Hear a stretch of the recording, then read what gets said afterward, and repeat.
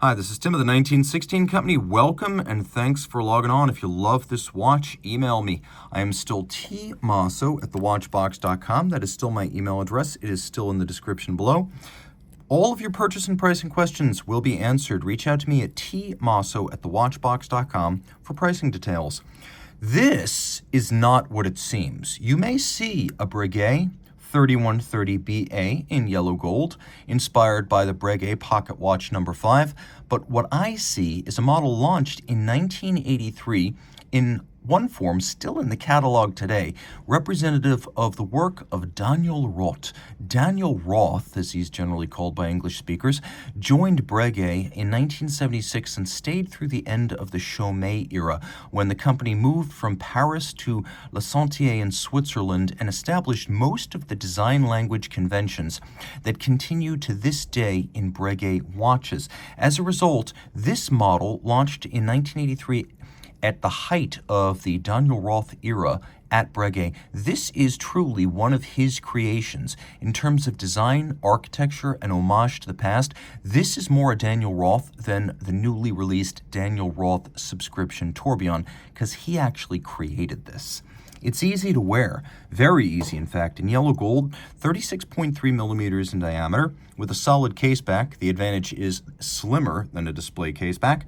It is 7.5 millimeters thick. From lug tip to lug tip, if we just measure the case, it is 43.6 millimeters, and then if we measure the end links of the bracelet, it actually has quite a bit of wrist presence for an 80s design, 51.2 millimeters across the wrist, with a 19 millimeter spacing between the lugs. Now this watch is uncommon in its 3130 form. It was slow, low volume, artisanal production, and when delivered, it was generally delivered on a strap. So to get the full factory bracelet completely changes the look and feel of the watch and adds immense historical value and a rarity factor beyond compare. You could see this bracelet design is very much of the 80s, right to the striated strake style integrated end link. But on the wrist, being as thin as it is, it's almost the height of my wrist hair, and somehow, in spite of its mammoth end link to end link measurement, it's not jutting out over the edge of my wrist. So on a strap, this could be worn on a wrist of 13.5 centimeters circumference. On the bracelet, I'm going to recommend 15 centimeters circumference and up.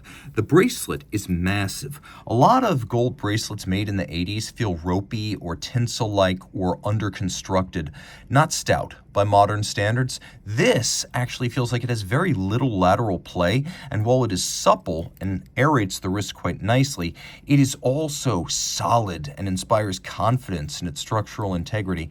On the bottom, you can see how it's assembled with every single link removable. It's a bit laborious as every link involves 2 screws, but you can size every single piece of it for a better fit.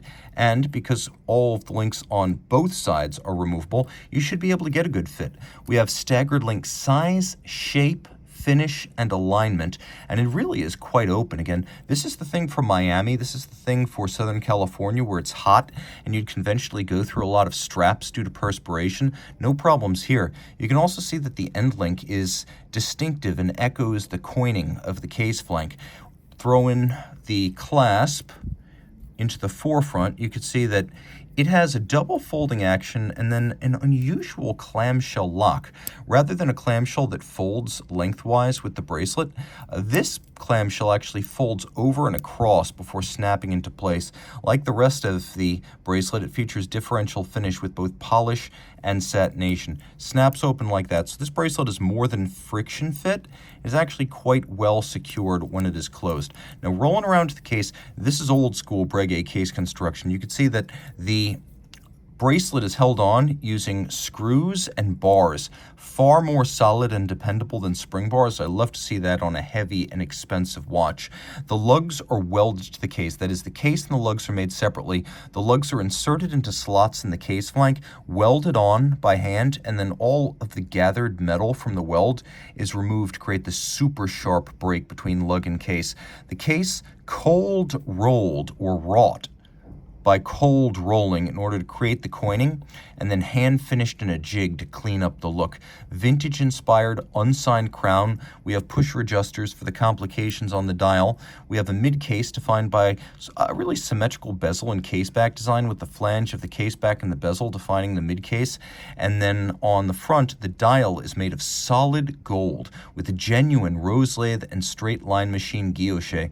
We have different types of patterns, a dental type pattern outboard. You can see in concentric scales, we have those dental type blocks. And then we have a pyramide, clou de Paris in the center. We have a vague or wave pattern on the moon phase, as well as the date. And then we have a sort of rosette radiating out, rayon style, on the Power Reserve indicator. And the dial is made of a disc of solid gold cut by a guillocheur, an artisan who programs and guides these lathe engines, very old school. It's something Breguet himself would have recognized. Now the hands are fired blue steel, Breguet style of course. We have radially arrayed Roman numerals, including a watchmaker's 4, and then we've got a moon phase display, a Power Reserve indicator, and a date. On the original Breguet pocket watch number 5, this register down here would have been running seconds, but here it is a date, adding a little bit of practicality. Now the watch has a solid case back, but that's okay. I can tell you what's inside. If you check out a 3137, and I have a 3137 review on the channel, you can see what the movement looks like. But when this watch was made, it was conventional to use a solid case back. It was assumed that the movement would be beautifully finished because that was a mark of the integrity of the brand and watchmaker. Now what you can see here is very little, but you can see that they also used engine turning on the case back, which is a wonderful and delightful touch. Inside, we have a Breguet P71 doing business as the Breguet caliber 502. P71 is a relatively thin 3/4 rotor, 3.2 millimeter thick automatic with a 3 hertz beat rate, that's 6 beats per second, 37 joules, and a 45-hour Power Reserve. It's considered thin, fine, and ideal for high horology watches that need to be svelte in profile, and this watch certainly fits the bill. In its day, it would have been 30 meters water resistant. I wouldn't push the limits today, given that this now qualifies as a vintage watch in its own right.